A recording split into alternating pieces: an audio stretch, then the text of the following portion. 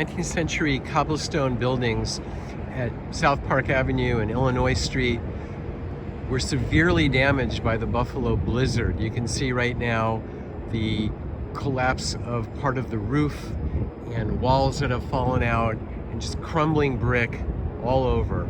The buildings are a source of contention between the owner, Darrell Carr, preservationists, and now the city, who have long been pushing for a remedy to these properties.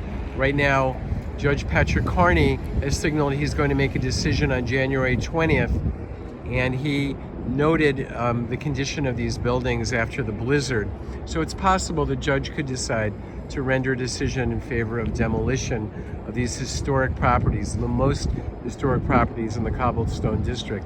Meanwhile, there's a public hearing at City Hall in which people are urging the city to declare eminent domain over the properties.